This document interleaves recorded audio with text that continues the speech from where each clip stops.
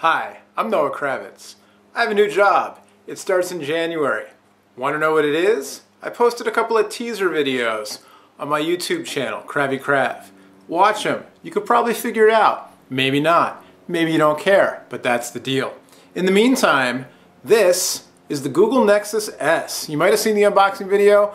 My friends over at Best Buy Mobile called me up. They said, "Hey Noah, we got a favor to ask you." I said, "Sure, what can I do?" They said, "We want to send you a Nexus S. We want you to make a couple of videos about it. Tell us what you think." And I said, "Wow, twist my arm." So here it is, the Google Nexus S from Samsung. It's available at Best Buy Mobile. It's unlocked GSM. It's T-Mobile compatible for 3G, not HSPA+, which I'll talk about in a second. And then it's also GSM and Edge compatible on AT&T. It's got Wi-Fi. There you go. I've had it for, I don't know, I guess about a week now. Checked it out, tried it out. Is it the best Android phone on the market? I'm actually going to say no. A lot of people are saying yes. I say no. Want to find out why? Watch the review. Alright, so here you go, Nexus S from Google and Samsung. It's the first and currently only device in the world to ship with Android 2.3, aka Gingerbread, pre-installed. It's a clean install of Gingerbread. There's no Samsung TouchWiz or whatever else on top of it. Like I told you, GSM phone, unlocked. It's got T-Mobile USA compatible 3G banding. Also Edge that'll work with T-Mobile or AT&T, and then it's got Wi-Fi, 802.11bgn, Bluetooth. It's also got the near-field communications stuff. This is the first Android phone to have that. Right now you can't really do it very much with it. It actually, maybe I'll show you in the video, if you put certain credit cards near the phone, it'll recognize them as NFC tags. Right now really not much you can do with it, but you know, we'll see. We'd imagine Google will be rolling out a lot of stuff to take advantage of this capability, and you'll see it in more handsets. I've been using it for a little while now. I've used it on T-Mobile and AT&T here in the San Francisco Bay Area, in Oakland, California, where I live and work. And then also a little bit in San Francisco and other neighboring towns. And in general, the phones work very well. Phone calls have been good. They've sounded good. You know, signal strength's been pretty good. Had some issues with GPS lock. It takes a while to get a fix on GPS, similar to the Galaxy S. This is kind of like a Samsung Galaxy S phone in a lot of ways. The screen, beautiful. WVGA, Super AMOLED, looks terrific. Responsive in general. Here, I'll do it this way so I'm actually getting a good swipe on it. In general, you know, very responsive. Ooh, Landon Donovan divorcing his wife. Here we'll do, I'm connected over Wi-Fi. I actually don't have a SIM card in it right now. But we'll go to YouTube here with the widget and we'll watch a video. Rotate or double tap the video, toggle full screen. Okay, great. Accelerometer, very sensitive. Can I go HQ? YouTube HQ? You know, in general, I mean, the phone just worked, or was HQ, worked really well, very speedy in terms of, you know, the responsiveness of launching apps and all that. Android 2.3, here I installed Angry Birds. This is actually the first time I ever played Angry Birds, was just yesterday. Can you believe it? It's true. Ooh, look, an ad, terrific. But in general, you know, the responsiveness of the phone has been great. It's that 1 gigahertz processor, and Android 2.3. Android 2.3 seems to be a little bit better in terms of battery life. The live wallpapers don't drain battery quite as fast as what I've found. I've seen reviews like always. I read some reviews just to see what people said, and you know, they seem to be mixed in terms of thoughts about battery life. I found battery life to be, you know, pretty decent, and especially with the live wallpapers on, better than on previous Android phones I've tried with live wallpapers.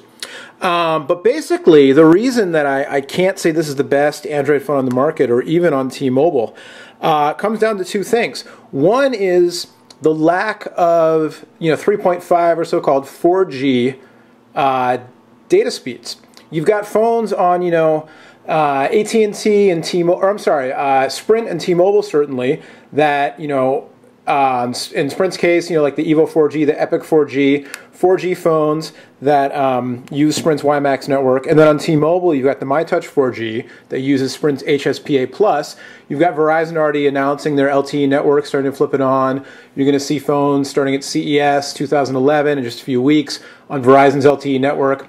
AT&T, man, who knows? But, you know, you've got 4G phones already out there and more coming out and here's what's supposed to be the state-of-the-art, pure Android experience phone, and it's 3G. It doesn't do the HSPA Plus. So it's hard for me to recommend this phone when you're going to see, you already have on T-Mobile a very similar in a lot of ways to the geek, the hardcore phone person. The MyTouch 4G is not so similar to the Nexus S because you've got, T-Mobile specific customized. It's not Android 2.3. It's not the stock Android install, that kind of thing. And like I said, the Android 2.3 is nice. There are under the hood improvements, a lot of improvements to the keyboard, typing on the phone much better, the ability to replace text and all that kind of stuff, and the keyboard itself, multi-touch response on the keyboard much better. But to the layperson, the average consumer, they're probably not going to notice that much of a difference or even know what to look for difference-wise. But they'll get a phone with the MyTouch 4G that does the higher speed data, which is a big deal, and it's a big deal in marketing speak especially. And then the other thing with this phone is the camera. The camera's good, but you don't get HD video capture. The video capture is limited to 720 by 480. I misspoke in the unboxing video, and I misspoke frankly because I read the spec sheet, I saw 720, and I thought, all right, 720p HD, that's pretty standard, makes sense. No, it's not. It's 480p. To some people, that won't matter at all. I'm just saying that, for me to say the best Android phone on the market, or even the best Android phone T-Mobile, when you're missing the higher speed data that's become standard, and you're missing the HD video capture that's become standard, and especially when we've already seen all these leaks and some confirmations about dual-core phones coming out at CES, Verizon Android phones, Verizon LTE phone probably coming out, all the stuff with... I don't want to name names of companies, especially since I'm going to be blogging for one of these companies at CES before I start my new job. But let's just say there's a lot of stuff that, has been rumored, been verified, or just makes common sense is going to be coming out, in very short time that's going to make this phone not be state-of-the-art. You could argue it's already not, but with no question in a few months, this will not be state-of-the-art. Is the Nexus S a good phone? Absolutely. You could argue, that it's plastic and lightweight, and some people don't like that. It's kind of standard Samsung. The contoured screen thing, to me, it's fine. Neither here nor there. I wouldn't miss it if it wasn't there, but it certainly doesn't get in the way, and you could argue it's a little bit easier to hold. It's just a personal thing, whatever. The screen is gorgeous. The phone is zippy. The call quality's been good, etc., but no 3.5 or 4G speeds and no HD video camera. And honestly, it's hard for me to recommend that you buy this phone unless you either, are in a T-Mobile area where there is no HSPA Plus and won't be for a while, and you just know that somehow, or you don't care, you want Android 2.3 right now, and you want it, pre-installed. You don't want it hacked on. Or you really want the NFC capability, which is the only phone that has it.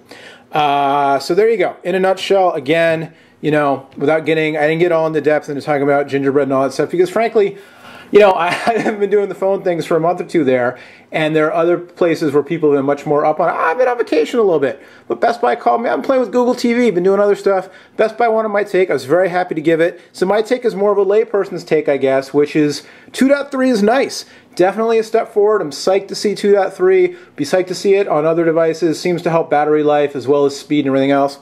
This is a fast phone. Apps launch fast.